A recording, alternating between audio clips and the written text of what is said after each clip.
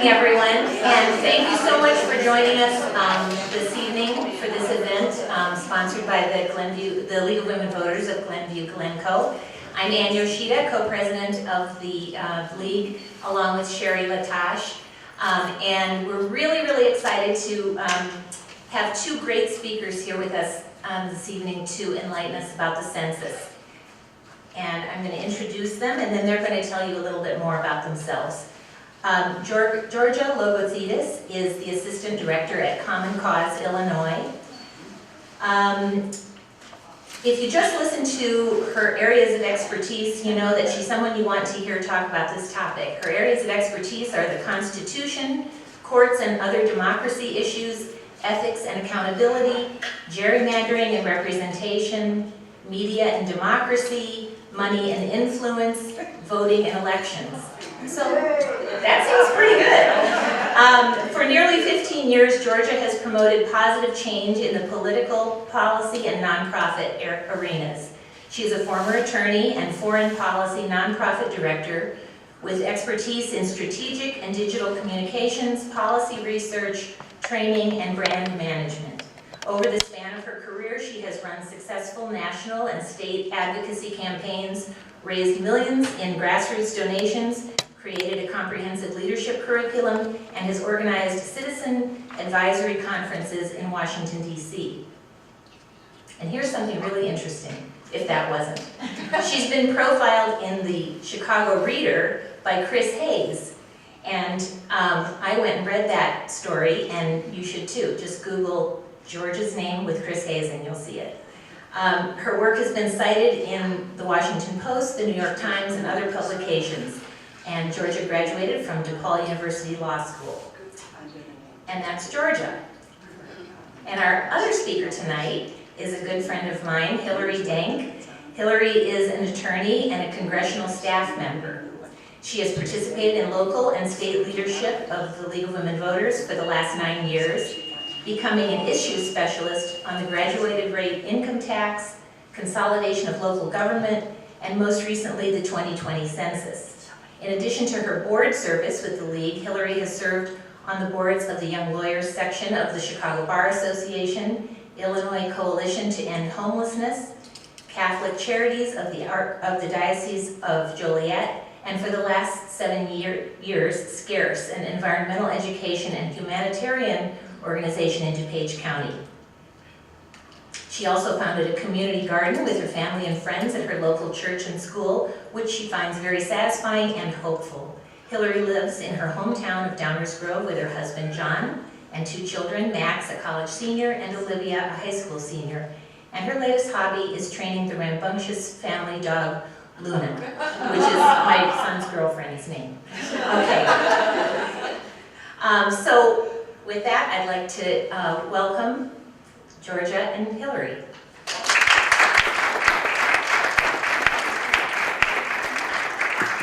Hello, everybody. Let's get this set up. I'm Georgia from Common Cause, Illinois. Who knows what Common Cause is? Oh, okay, yeah, good. So we are a nonprofit, nonpartisan organization, and our tagline is "We hold power accountable." So what that means is that we get on elected officials' nerves. So we go and we hold their feet to the fire when they make promises. We tell them, hey, you have to hold your promises. We play a huge oversight role, and we work across issue areas. And you heard them kind of listed, and those are the issue areas that I work on. Everything from voting in elections and voter suppression, all the way to Constitution, courts, and other democracy issues. So that's Common Cause. And I've been there since January 15th, which is about a month after my baby was born on December 18th. So new baby, new job, it's all good. All right, so the way that this is gonna work, I'm gonna give my little presentation and Hillary's gonna jump in at various points, and then we'll open it up to a Q&A afterwards. Sound good? Sounds like a plan. All right, everybody, let's talk about the census. I'm really glad actually to see so many people turn out to talk about the census because not enough people are talking about the census. It's not the sexiest topic, but it's probably one of the most important conversations we could be having in the country today. And I'm going to talk first about the modern census, and that's what it's called. It's called the modern census because it's the first census that you're able to actually take online. But to understand why the census, the modern census matters, and it's going to be, by the way, the largest civilian mobilization in our country's history, I want to take a history lesson first. And I'm not going to bore you to tears, but it's important to understand why this modern census is so important. So, we've always counted ourselves. Throughout civilization, throughout history, we've counted ourselves. There's censuses that are mentioned in the Torah, in the Bible, in ancient Greek, Roman, Chinese texts. We've counted ourselves. And it makes sense. You want to know as a country, as a nation, as a community, how many people are within your borders. But the census tells us so much more than just how many people are within a map. It really tells us who we are, our makeup. And in America, our census is even more important because our federal dollars are determining the makeup of our communities. And the census determines where those federal dollars are doled out. There's $675 billion at stake. And so they take the information from the census and then they decide how to dole out that $675 billion. So when we talk about what does the census do, it doesn't just count us in this exact moment, but it shapes what our communities will look like in the future. So in America, as I mentioned, our census is really important, and that's why they enshrined it in the Constitution. So we're kind of unique in that our census is actually part of our founding document. And I want to talk real quick about the very first census. It was overseen by Secretary of State Thomas Jefferson. And he conducted the first census and took that number back to President George Washington and said, hey, we have about 4 million people in our new country. And George Washington was really, really upset because he knew that there was an undercount. And he was afraid because an undercount would make us look really weak in front of Europe. We were a new country. We wanted to show all the people that were here. And the reason that I point to it is not to bore you to tears about a history lesson, but to emphasize that even with the very first census, there was a massive undercount. And President George Washington at that time blamed the undercount on negligent census takers. It was their first time. We'll give them a pass. They didn't know how to do their job. But also because people were afraid to respond to the census because they were afraid of being taxed by the new government. So fear. It's why there was a massive undercount with the first census and why there's been an undercount in every single census that we've undertaken since. Now, let's talk about the first modern census now that we have a little bit of historical context for it. Undertaking the census traditionally has been, as I mentioned, one of the largest civilian mobilizations in the United States. It's a big, big job. And it takes a lot of people working on it and a lot of technology to process all of that data. And here we have a picture of a census clerk. His name was Herman.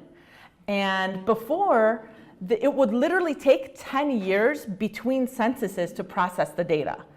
And he created this really cool machine that would tabulate and take some of that manual labor out of it. And he would take his machine, leave the census, and go start a little company called IBM. So a lot of people don't know that IBM actually started with a census worker. Now, as we mentioned, counting ourselves has been a huge undertaking, and the census has changed over the years. Initially, it was U.S. Marshals, then it transitioned to people coming to your door. They would take that information back to the Census Bureau, big maps, and this is what a census form has traditionally looked like for most of our country's history. And this is a census form from 1910 in Illinois.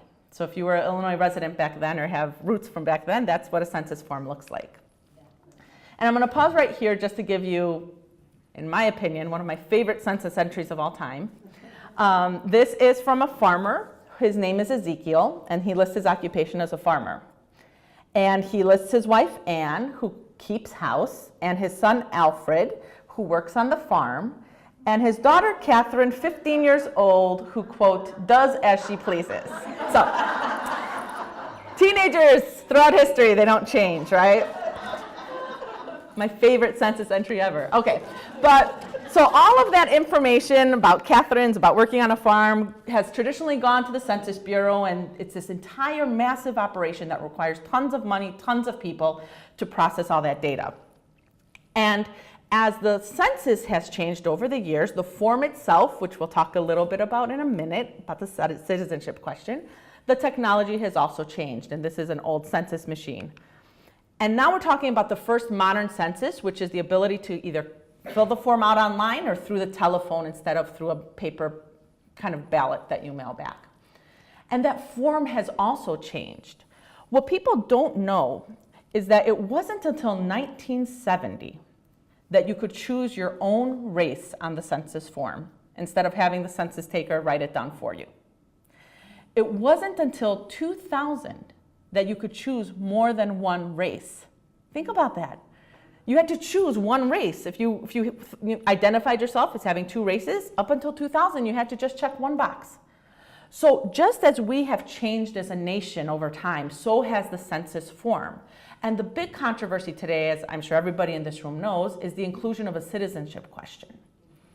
That question is now before the US Supreme Court, and we'll see how they'll rule. And we just had a briefing with the director of the Census Bureau, and while he didn't comment on the question, he did say that they've got two versions of the form ready to go to print, one with the question and one not with the question. And of course, one of the reasons why we're so concerned about the inclusion of a citizenship question is, again, because of the threat of an undercount. And everybody at the census unanimously, these are career officials, they aren't partisan, have all recommended against including the question because they're afraid that it will result in, some estimates say, as much as 8 million people not being counted. And we'll get to why an undercount is so drastic for our communities. It's not just, oh, we glossed over some people. It matters. It affects how much money comes into your community, how much money comes into libraries, how much money comes into our schools. So even if you're not one of the people that may or may not fill out their census form, even if you're not one of the ones that might be undercounted, if your neighbor doesn't fill out the census form, it impacts how much money comes to your community. And that's why getting a fair and accurate count is so critically important. And we talk about hard to count communities. Now, we talk about geographically hard to count communities. And here's a census taker in Alaska. That's how they used to take the census out in Alaska. But we also talk about demographically hard to count communities. And these are people who, even if they lived in an apartment in the same building as the US Census Bureau, statistically, they're far less likely to return their census form. So who are we talking about? We're talking about renters. We're talking about minorities. We're talking about immigrants. We're talking about single parents. We're talking about children. Children count for the census. 0 to 5 is one of the hardest to count demographics in our country because they rely on their parents to fill out their form for them. So this brings us to the first modern census. Again, we get to take it online and we get to take it over the phone. So that's technologically what makes it kind of modern. But internally, it's the most modern census we've ever held. In terms of the cybersecurity measures that are now in place, the Census Bureau has invested, I want to say billions, but it's probably very high hundred millions, in securing the data. How many people here have heard concerns about information online? Hey, I can't put my social security number online. Everyone has heard from their friends or family concerns about the security of the census. And I've got a lot of problems with the census, citizenship question being the main one. But I can tell you when it comes to the security of the information, I am 100% sure that people's information is secure. They've worked with the top technology companies to ensure that. And a lot of people don't know that your information is also completely private. There's a law in the books that says that individual census data generally cannot even be touched for about 72 years. So think about that. You fill out a form now, are you going to be around 72 years from now? Hopefully. Eat well, eat a Mediterranean diet. But in the long term, most of us won't be around when that individual data has the ability to be accessed by researchers primarily that try and look down at granular level data. So your information is secure. What is not secure is our belief that 100% of the people will be counted. And we talked about why it's so important to get 100% of the people counted, because it's not just about I filled in my form and I'm okay. It's an aggregate procedure. We need everybody to fill out their form so that we can tell how many people are in a given census tract. How many people know what a census tract is, generally speaking? So we've got, everyone knows, obviously we live in a state, and it drills down, and you've got your congressional districts, you've got your state districts, your state senate, your state representative. The federal government divides you even lower into things called census tracts, and they're really tiny little things, usually just you and your neighbors, and that's your census tract.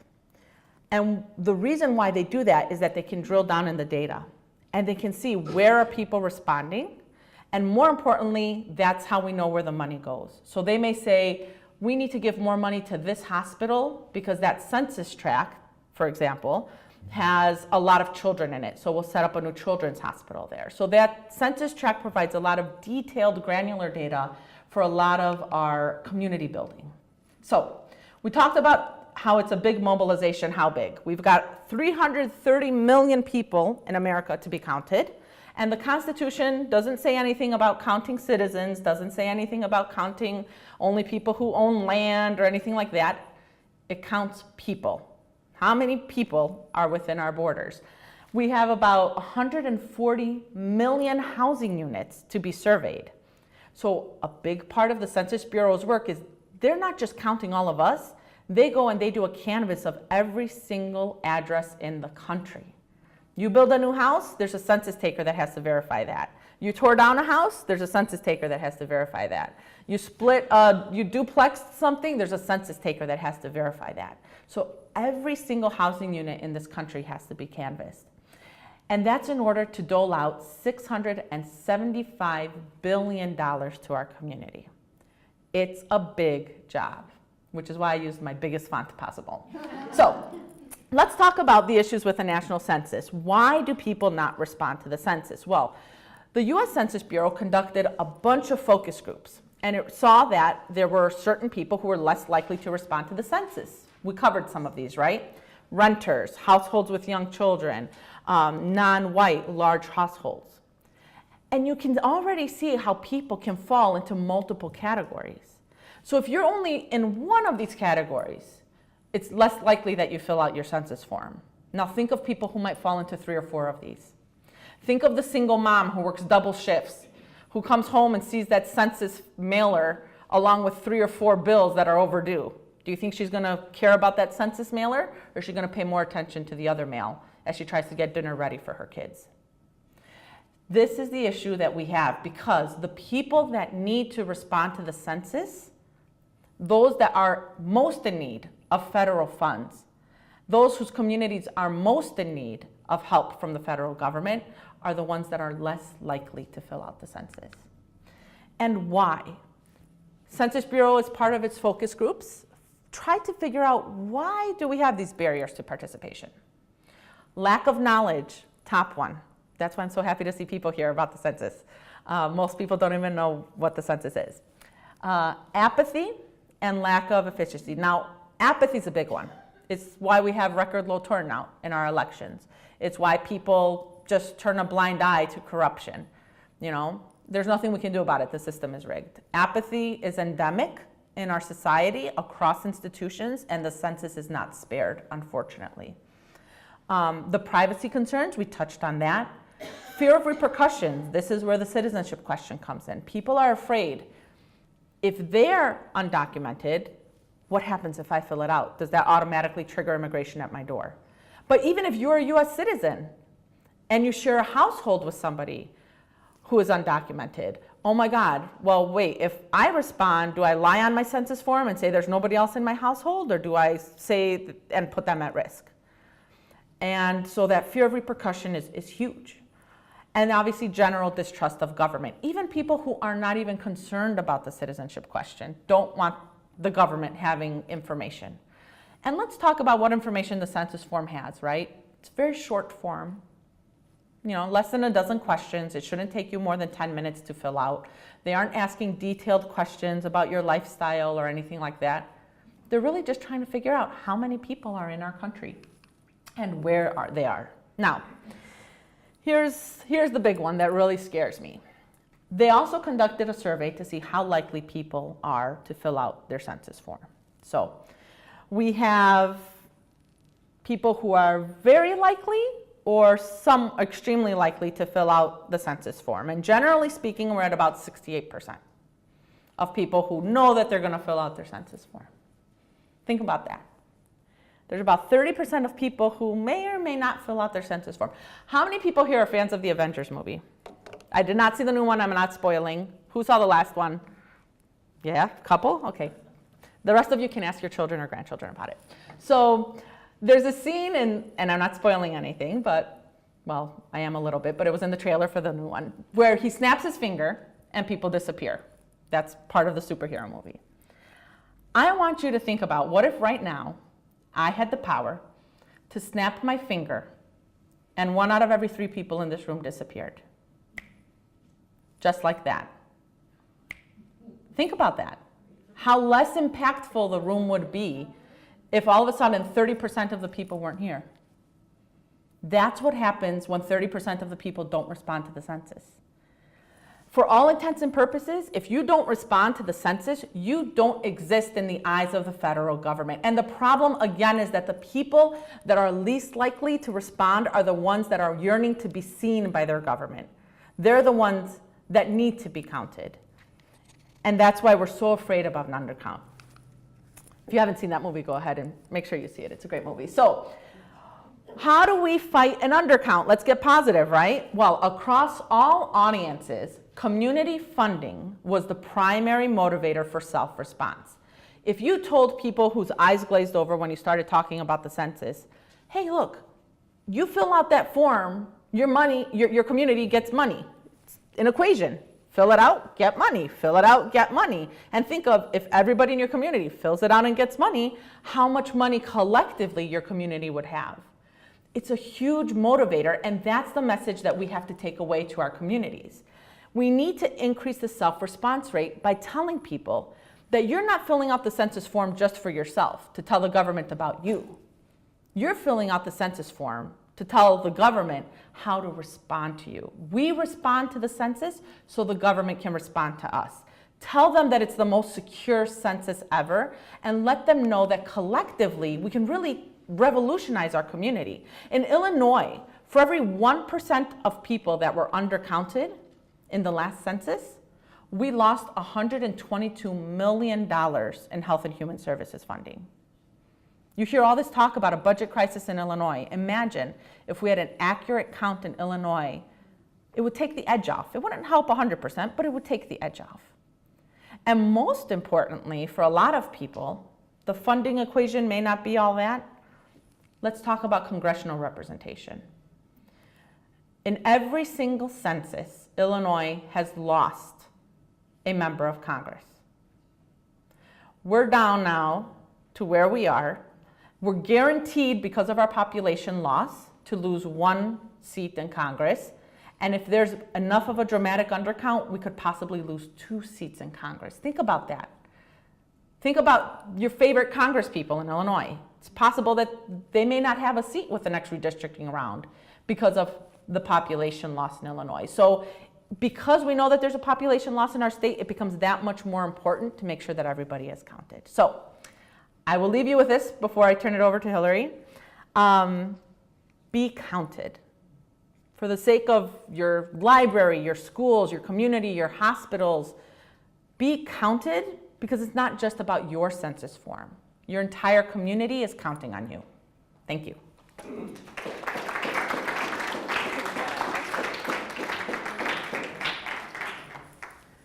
So thank you so much, Georgia, for giving us the basics. This is really important information for all of us to know.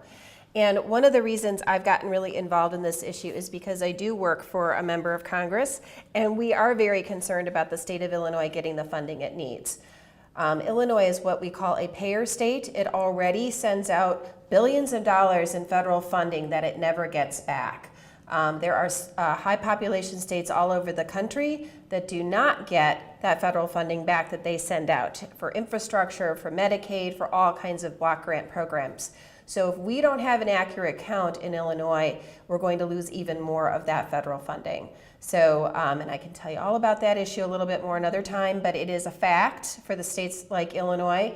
And so the complete count is incredibly important. One of the things that I wanted to also kind of add to is not only is the census information important for government funding, it's important for businesses.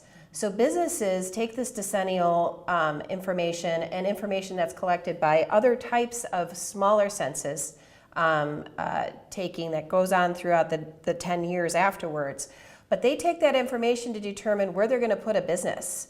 That information about education and background and population, that's all really important for the next business that wants to locate here. If a store or a corporation wants to come to this area, they determine whether this is where they want to put that business based upon the population information.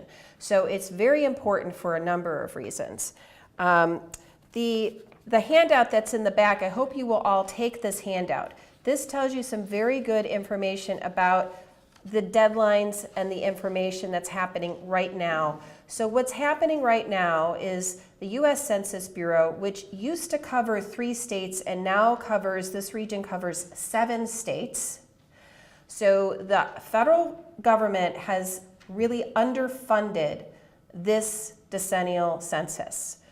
This has been a serious issue. There was some additional funding that was in the latest appropriations, so there has been some additional funding, but it's not nearly enough for the U.S. Census Bureau to do a lot of this work. They're looking for people right now. So if you go to the U.S. Census Bureau website, they are currently hiring managers and individuals that will be doing some of this canvassing of housing areas, new housing areas, and other changing demographics, changing neighborhoods to confirm addresses. So this will be starting in August. So right now, if you're looking for work or you know someone who's looking for work, this is a good paying opportunity for people to help the census. And they're having a hard time. We've got low unemployment right now, and they're having a hard time finding folks. So that's a way that you can help right now get the U.S. Census Bureau staffed up for that work. And then those folks will stay on through the actual census work that will be continuing at the beginning of 2020 and continuing throughout the first 6 months of 2020. So the Census 2020 is ramping up right now, and people, the U.S. Census Bureau needs assistance.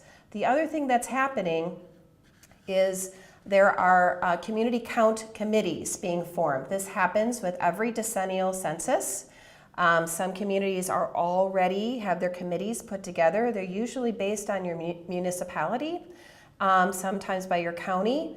Most counties have a committee, and municipalities have a committee. So contact your mayor, contact your city council members and say, hey, have you formed your count committee yet? We want to be a part of that. So if you're part of an organization like League of Women Voters, a not-for-profit organization, you are really an important part of that count committee in your community. So you can say, hey, I heard this presentation. We want to make sure that everybody gets counted. So reach out to them. I did look up on the latest list that I got through the Democracy Initiative at Forefront. I did not see Glenview or Glencoe on that list yet, but that doesn't mean that that committee hasn't started to form. They just may not have reported it at that time by that deadline to the U.S. Census Bureau. So look at Cook County, certainly should have a committee already formed. And so your voices are important to make sure all those stakeholders are part of that committee. The individuals that, so everybody gets counted.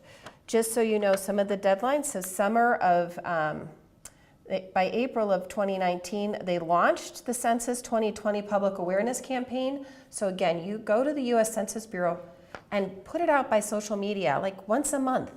Put information out. You can get these email updates. I get them a lot.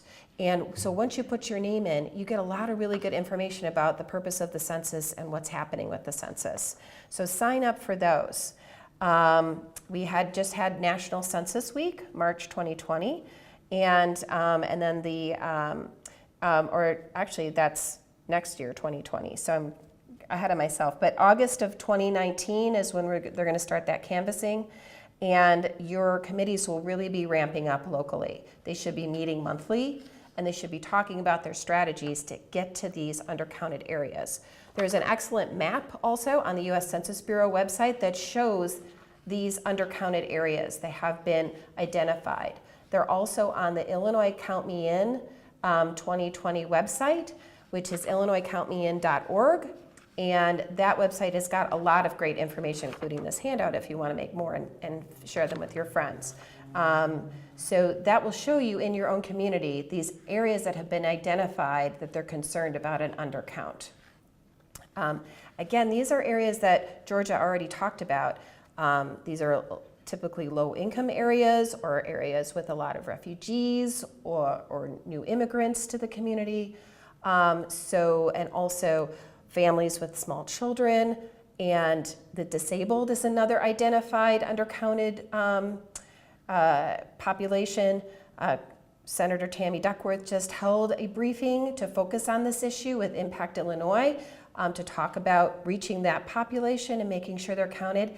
A lot of seniors don't get counted, especially those in senior facilities. So these are seniors who are low income. So you think about seniors, but especially now that we're going to be doing this online, this is another concern, is that people are not going to understand how to use the computer to do this. They may not have access to internet in their home. So one of the things that organizations like League and other good government organizations could do is organize opportunities to bring populations together with computers, say in a school computer lab or a library computer lab, and invite people to come and fill out their census. So these are opportunities for you to be involved in the public. You could do it every Saturday for a month and have people come in and bring in populations that typically are undercounted, answer questions that people might have people there who are bilingual or multilingual, because that's really important. The other thing is to connect with what are called trusted partners, or people that individuals will trust at their door. So those who don't fill it out online are going to get they're going to get somebody knocking on their door. And so we want trusted partners to come to those doors, people they recognize, people from their community, people from their church. So those are the kind of people you want on those Illinois count committees, so they will answer the door. And they won't feel threatened or concerned that some stranger is there that they don't know, someone who isn't from their neighborhood.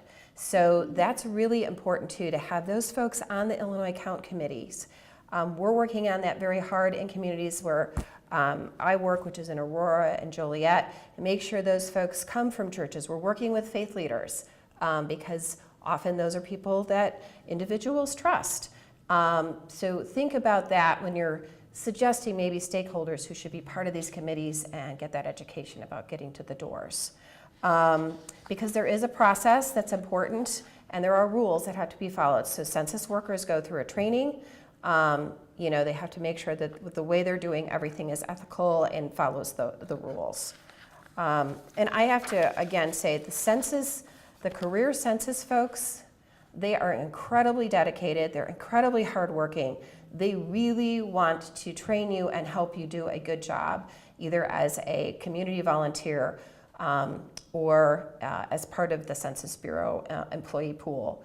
The other opportunity, and something that the League is looking at and our coalition is looking at, is supporting state legislation to provide funding to the communities to do this work. So to hire more workers or to fund not-for-profits so they can hold these days and pay the people that will be helping out. So that's going through the state legislature right now. The goal is to have granting opportunities be available, price starting sometime in the fall, and where the goal is again to have it through the Illinois Commerce Commission, so it's a very well regulated and organized granting process. But this is hopefully through the Illinois Count committees, that information will get pushed out to the organizations that can apply for that funding and use that funding in a way that is most helpful to make sure, again, everybody is counted. So that's something to keep an eye out for. We will definitely get that information out to League members and then can get out to the community when that is available. But that's a way to fill in the gaps for the lack of funding that has happened for the decennial count. And so it's incredibly important that you learn about these issues, that you share them with your neighbors and friends, because those are the people that are going to listen to you. And to remind them, this is coming, you're going to get this in March, it's going to come in the mail, please go online and fill out your census. And now that you have it at the top of your head now, you can start telling people right now, and then we'll continue to push information out to all of you so you can continue to remind people it's coming. It's very important that we all get counted. And I think this is very helpful. It's got the basic information again about confidentiality, when and how do I complete the census form, and then there's also a place where you can text Census 97779 to get involved. So we're going to use technology to get information out to people on your phones. It's the way to get to young people. Again, young people aren't getting counted either. So it's really important that the 30 and unders really participate in this. There is a lack of trust of government in general, but for the 30 and unders, it's a whole population that we really need to be reaching. So talk to your friends, your neighbors, your children, your grandchildren, and tell them they need to participate in Illinois and throughout the country wherever they're living. I think that's it for me, unless I think we're ready for some questions. All right. Yes.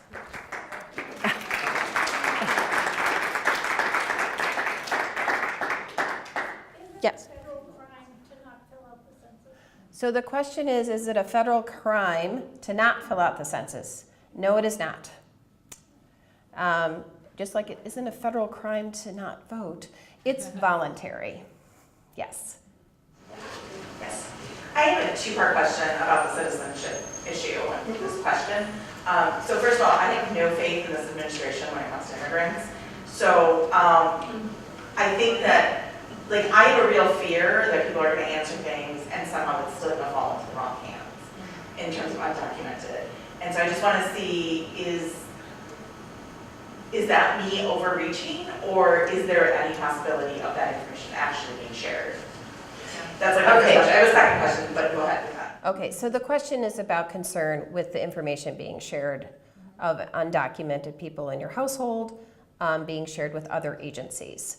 Again, it is a federal crime for that information to be shared by the Census Bureau. There is a very strong wall between the agencies. And Georgia certainly should add to this, but what I have seen is a serious pushback within this administration on many fronts from career employees.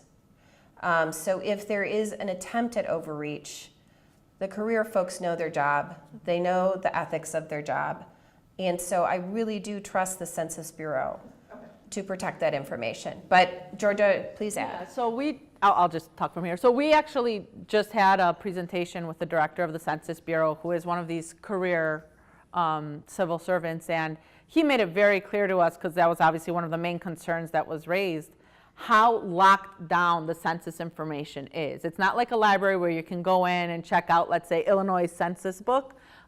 He himself is not cleared to access individual data on the census. That's only like on a super much, need to know type of basis. And he told us that that information is so locked down that even if somebody wanted to access eventually individual data, let's say after that time period expires, they have to come onto census property. It's like in basically a locked room. So the federal government has been doing this for a long time, and they've been able to protect individual data for a long time. And I think that we can trust in any type of environment, even today's environment, that those types of institutional safeguards and physical safeguards are still in place. Yeah, and then, in terms of filling out the form too, the information that's in that form isn't necessarily individual names, and it's the household information. So what you're putting down is the number of people and the ages of the people in the household. So even the information isn't really likely specific enough to target individuals that ICE might want to grab. So I think that But in general, there's very strong, and believe me, this isn't the only decade where there's been concerns about information being grabbed from the census. There have been fears in the past about this happening, and it just has not happened. Yeah. You have a second question? Actually, you answered my part too. My concern was really just anybody who would then later on in the future apply for citizenship could get in trouble if they claimed they were a citizen, and I could see people lying to protect themselves, but it sounds like they're not really certifying they would be a citizen, so it would be. So I think you kind of answered that. Okay, thank you. I'm not clear on how the pot of money gets distributed. It's not the Senate appropriations and the House appropriations. Do you have this 630 billion and then when the census is finished, the money just goes out? Or how does it filter through the way that it's supposed to? Okay, so that's an incredibly complex process. And typically, once the information is processed, which takes a couple years, for both the redistricting process and for the funding process. So we're already receiving a certain amount of funding in every state on all these federal programs. So what that information will do would adjust where that is and how much that is. And hopefully the pool would even be bigger at one point, but that's the current pool for block grants and for other types of federal funding. So it would take a long time, and I don't have the knowledge to explain how that process occurs, but the decennial census is very important in terms of allocating that funding. Yeah, and if I can just add, the reason why there's kind of that correlation is because a lot of these block grants, which are just chunks of money that are thrown at the state, are done on kind of a per capita basis. So we say, hey, there's 10,000 people in this village, you get this amount of money. If the next census finds that population went down to 3,000, they're not going to throw that same chunk of money to the village if the population decreased. That block grant will be substantially less. But then at the end of the 10 years, is it supposed to be distributed according? I mean, is the pot supposed to have? Yeah, so it's not every 10 years because as Hillary mentioned, there's a process, there's a bit of a delay as the information gets number crunched. But that allocation of that 675 billion, or some people say it's as high as 800 million, gets rejiggered all the time. It gets reanalyzed constantly based on the census data. Right. By the federal government. By each agency. In the agencies that get that data. And so, because there's other smaller census taking processes that happen over within the 10 years. The decennial census is the only census that counts everybody, but there are other types of census documents that go out to smaller chunks of people to determine some of that funding as well. So it's a continuing process. But yeah, it's a very important piece of information. And unfortunately, yes, sometimes we're 10 years behind with some of that information. And I was just in the state of Illinois and we were talking about that. The hopeful piece of this is if we're doing it online, there might be, all that data may be able, and it's again a modern census, the data may be more up to date more quickly getting to the states and getting to the federal government. So, I'm looking at the weather reports around the country and how many people have been dislocated from floods, tornadoes. When the census is sent out, when the form is sent out to the home saying, please go online, if there's no home, how are those people ever going to be notified that they need to do the census? Okay, so the question is about dislocated people due to natural disasters, fires, other kinds of occurrences that have happened. So that's one of the reasons we have this August group of people going out and looking at addresses. That's a big piece of what they're going to be doing, is trying to find those dislocated people. So there's going to be a real focus on the parts of the country where there have been natural disasters of that work. And to track down and find out where they've been where they've relocated. Because again, the census is again based on address. So if they're going to that area and those addresses don't exist, then they will not be sending a census document to that address. So it's a way to make sure that they're getting the census material to actual addresses with people in them. And go ahead. Yeah, if I can just add an interesting tidbit, one of the refrains that the Census Bureau has is that they want to count people just once at the place where they are. So if you were in Florida, for example, and you had to leave because of a hurricane and you're staying with your sister in California, and the census form comes, you're going to be counted as part of her household in California. You're not going to say, I'm not in this household because my household is back in Florida. So they really want to emphasize that they're counting people only one time wherever they happen to be living at the time the census form gets sent out. Well, that cuts against the argument that for money going to your local community and to your state. Yeah, I mean, it does, but that brings in kind of the complicated formula that you were talking about. So the amount of people that are displaced, when you think of that 330 million number, is minuscule. It's pretty small. It's almost like a rounding error. But you can guarantee that FEMA is working with census information all of the time, and with the Census Bureau in particular, to ensure that, you know, it may be that a census tract in Florida that happened to be on the coast, right? Their response rate was 10%, right? They flag that and they know how to allocate for that accordingly. Yeah.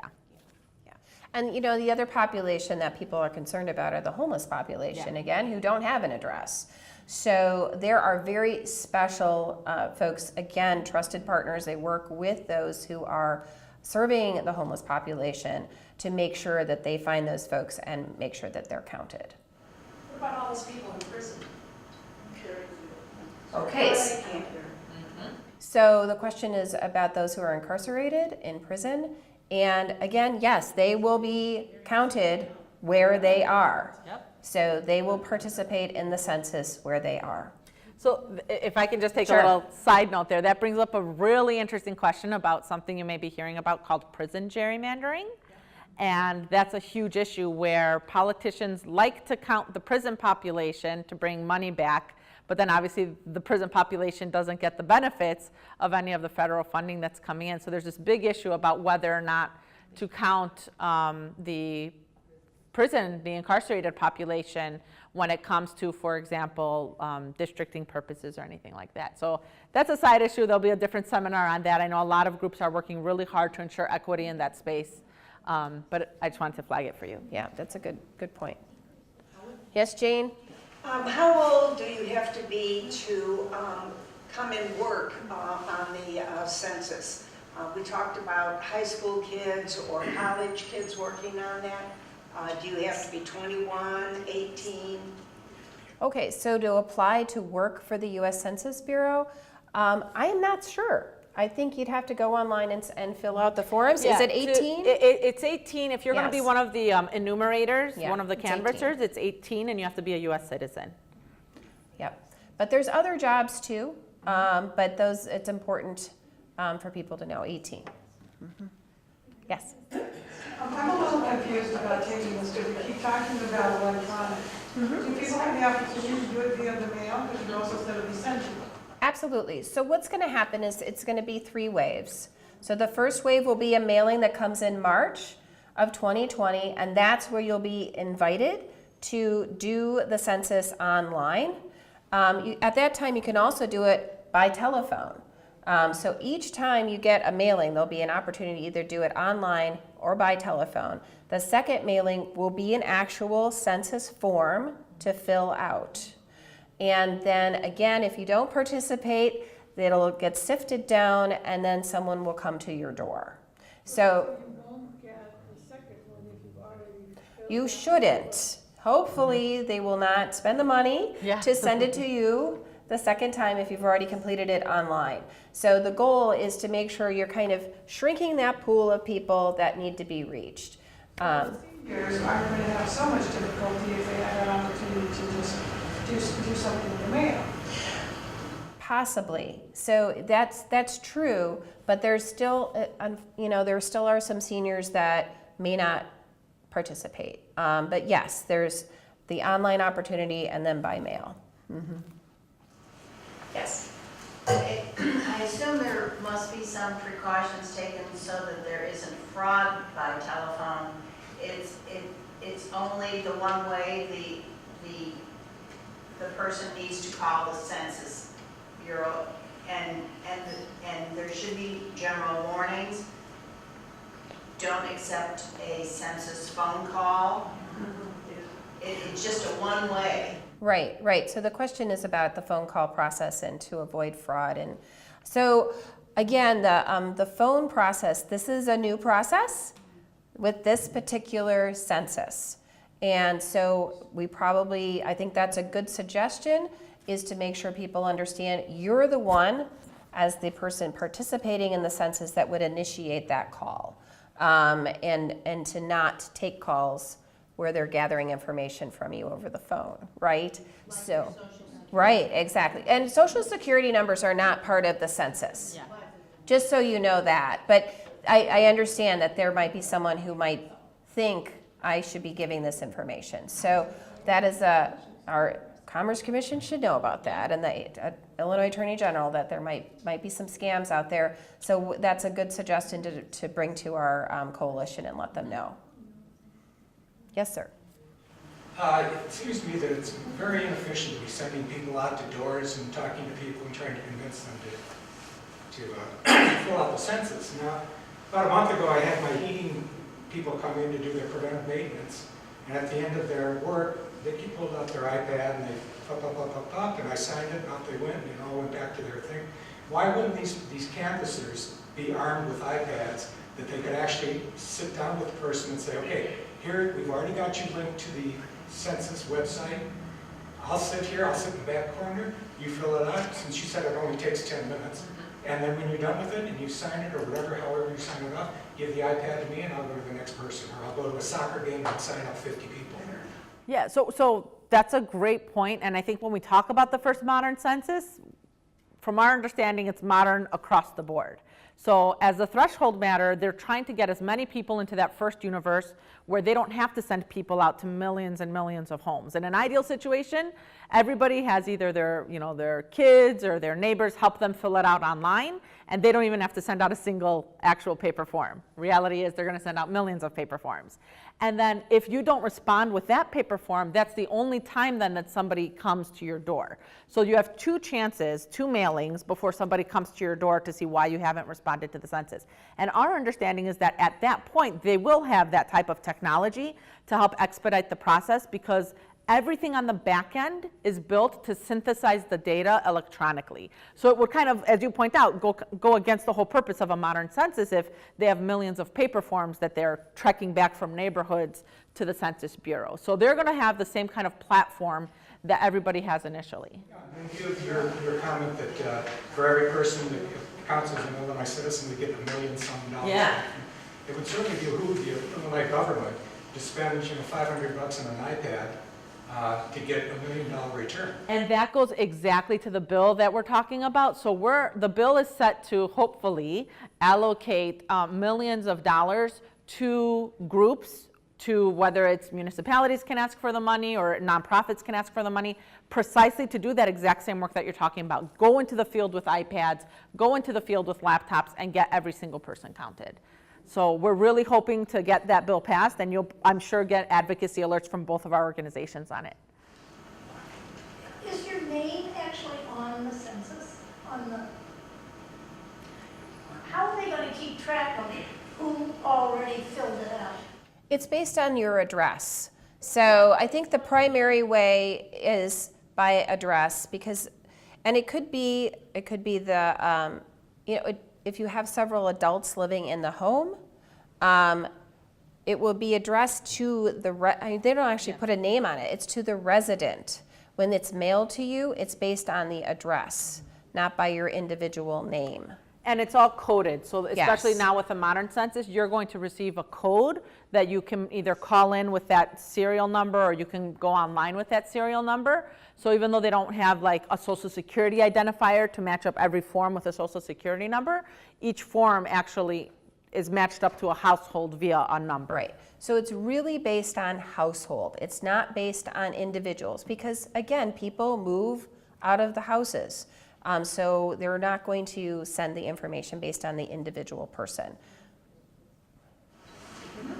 Are you required to answer every question on the census? So the question is whether you're required to fill out every question on the census. And the answer is no. However, my understanding is if it isn't substantially completed, you may be asked to do it, or you may have someone come to your door to do it. And so the question is, what does substantially completed mean? And for this modern census, do you have some intelligence on that? Because I think it's still It is. There's a lot somewhat up in unclear. there, but here's what you need to know. Electronically speaking, a key question people have is, will it let me click submit if I don't have all of the answers, or do I have to fill out all the answers? Short answer is yes, you can click submit even if there are blanks in your census form.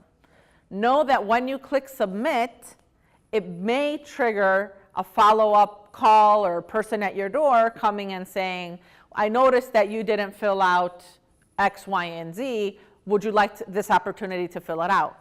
And obviously at that point you can still say no, but obviously we want to have as much a fair and accurate count as possible. So our organization's position is we want people to be filling out their census form, filling it out as accurately as possible to give the government the information that it needs to make really good policy decisions. Yeah. Your follow-up? Yeah. This is awful and subversive, but if the citizen's question gets passed, as a country we could vote to not even answer that in solidarity with people who are afraid to not do it.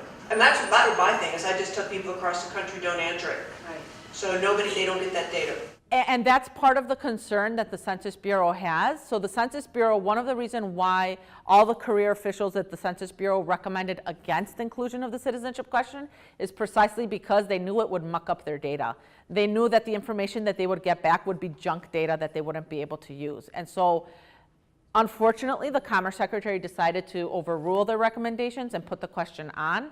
We're hoping that the Supreme Court recognizes these kind of alarm bells that the Census Bureau has been sending out and rules against inclusion of the citizenship question, because I genuinely believe that's the only way that they'll get even semi-accurate information from the census. And you won't see any good government organizations recommending anything related to that citizenship question because we can't ethically.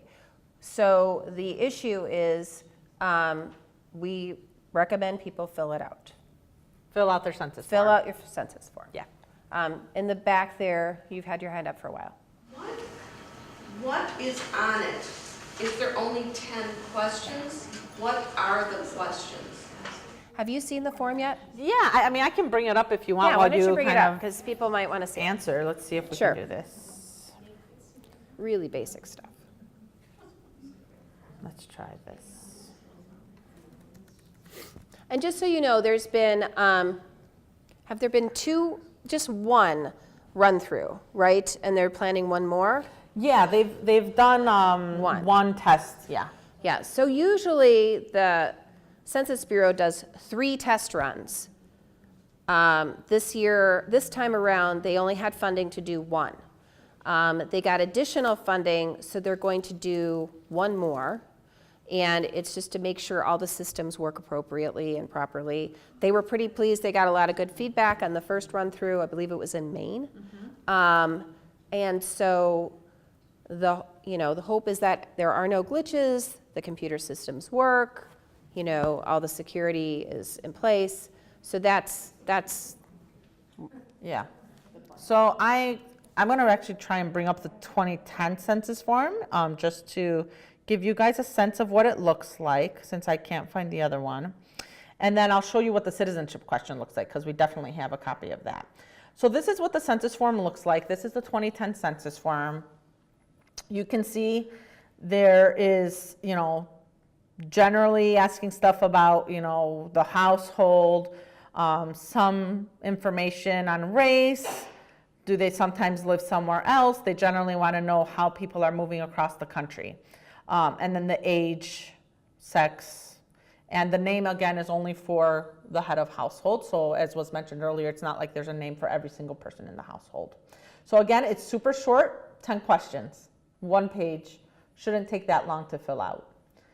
The question, I don't know if you can see it, let's do this. So this is the citizenship question that is being debated, being added.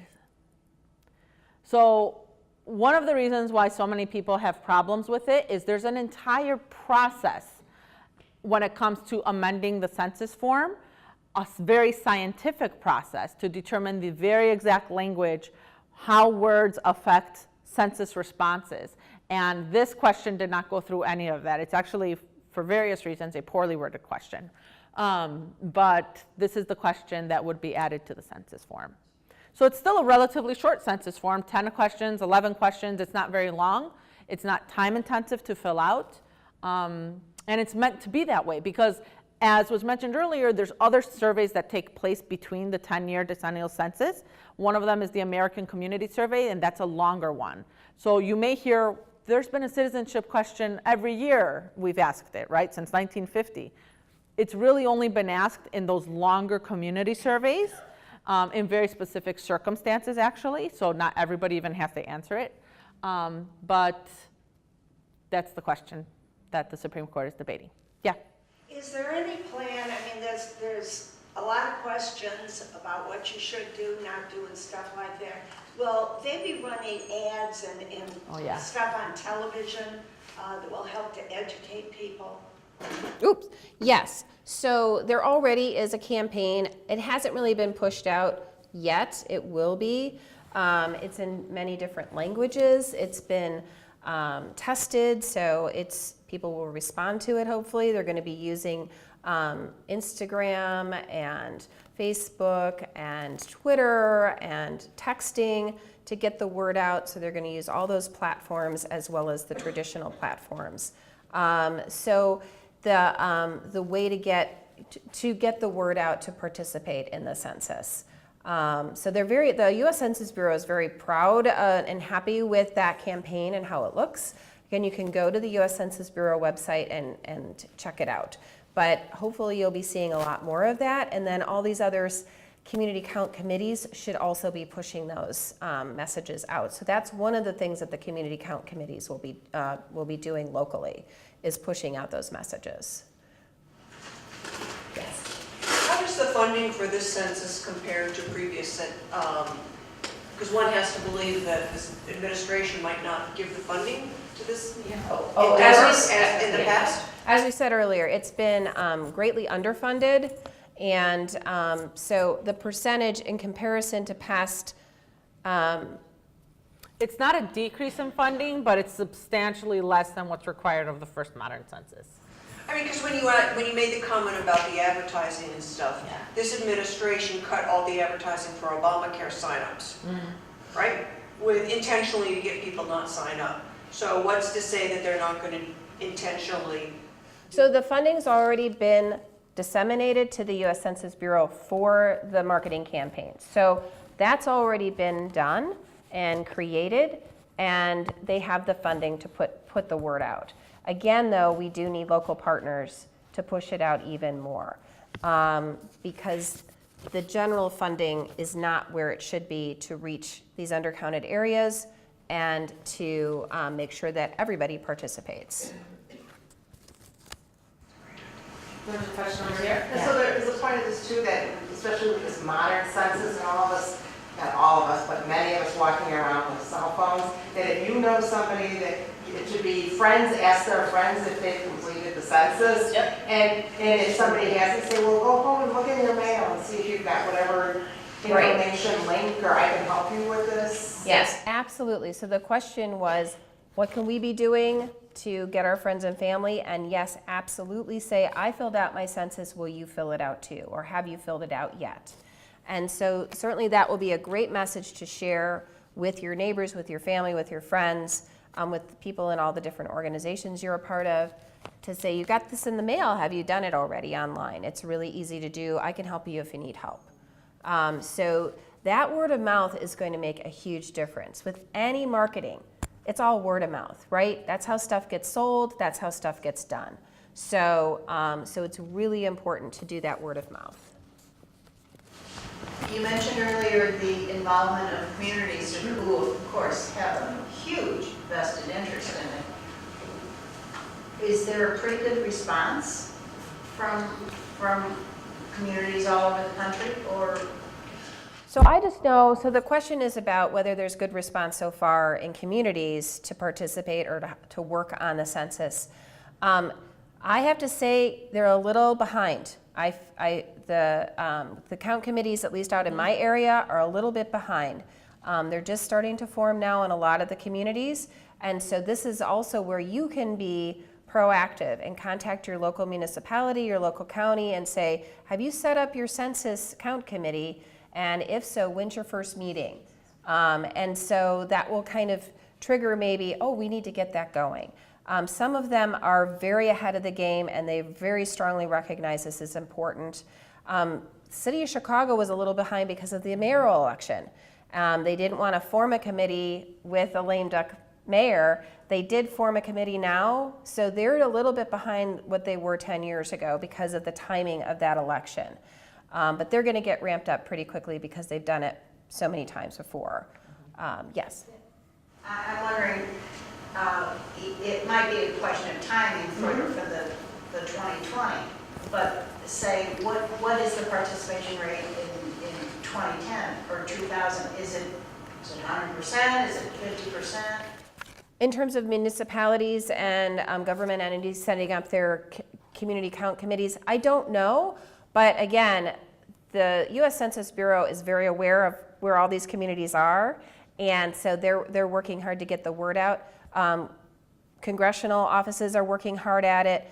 Not-for-profits and coalitions are working hard at it to make sure those committees are formed, that they get the training. I just learned that the DuPage County has formed a committee, and they're doing a training in June with, and inviting all their stakeholders to come to a 3-hour training that the U.S. Census Bureau is putting on.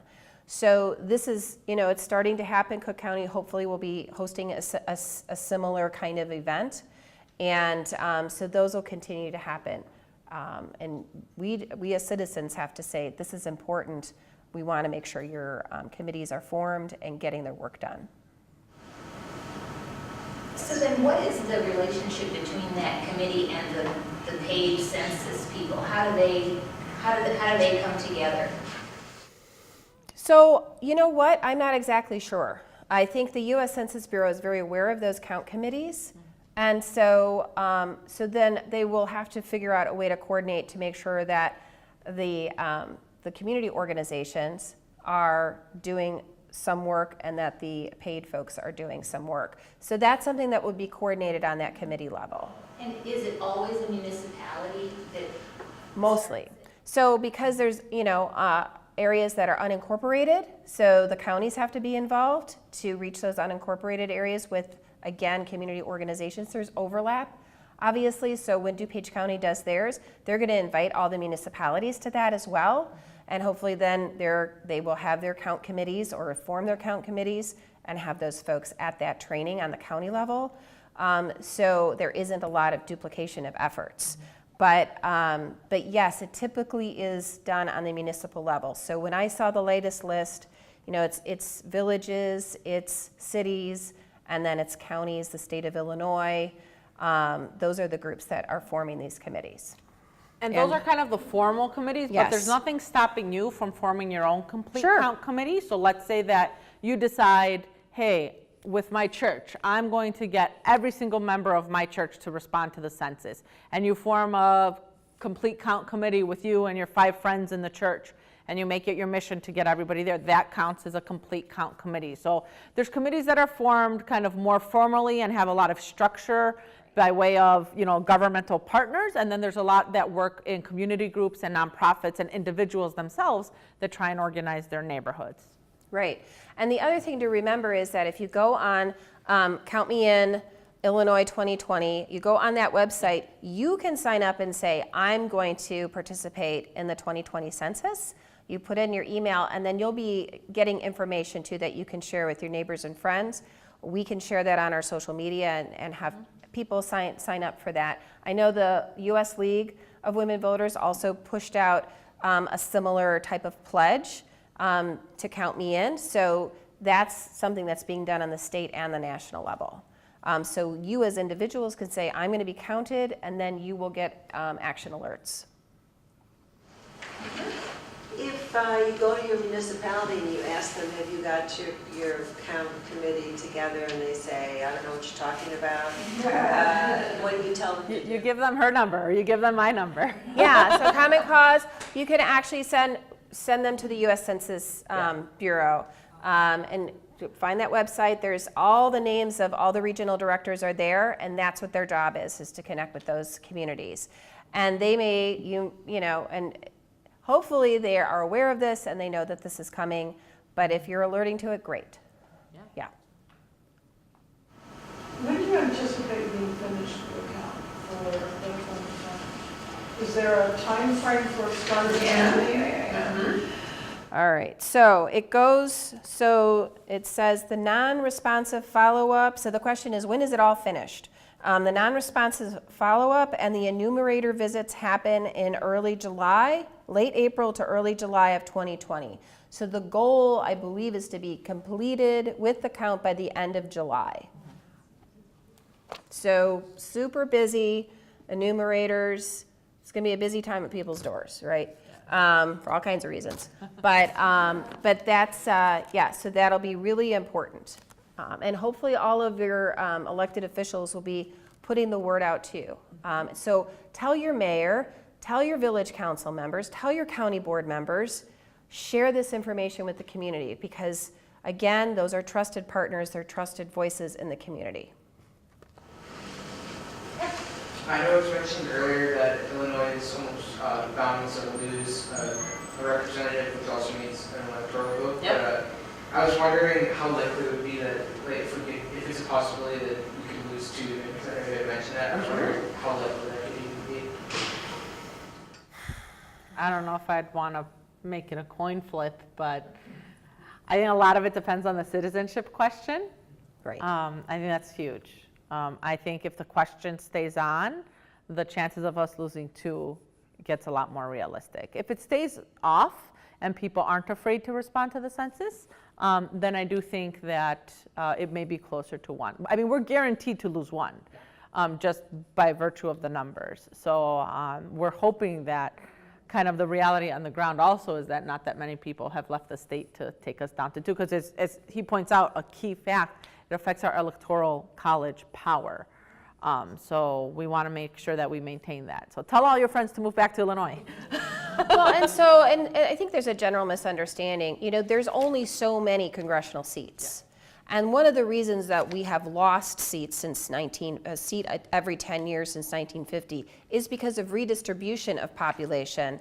It's not like they're leaving the country. Mm-hmm. So we just have an older population that typically has been moving to warmer climes. That's been a big issue traditionally for years. The other thing that's impacted the state of Illinois is the lack of immigration. Mm-hmm. So immigration has slowed down, especially in the last 5 years into the state of Illinois. And so and it's almost slowed to a halt in the last year and a half. But so that has also really impacted our population growth, or lack of population, plus people just aren't having as many children. This is happening across the country, not just in Illinois. So you hear a lot of this information about the outflight in Illinois. It's traditionally been happening for about 60 years.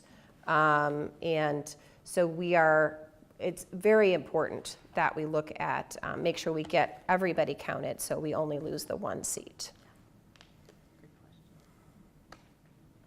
Well, I just want to thank Hillary and Georgia. I think they've really enlightened us, and hopefully Thank you all so much. Yeah, a very engaged audience, so appreciate it.